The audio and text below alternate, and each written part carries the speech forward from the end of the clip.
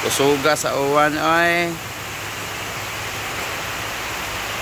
manta palakon ane.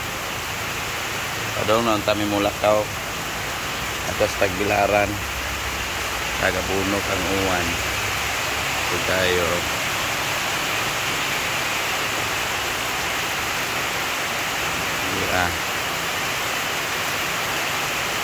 Sa una lang dito kalakaw ano.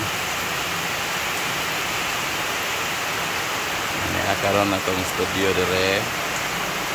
Ano itong musikrong na hapit na mahuman pero nagamit ra gyud para sa atong music class. Anya mo po nito mga schedule sa itong mga students. Dire na sequence sa ilang i-perform.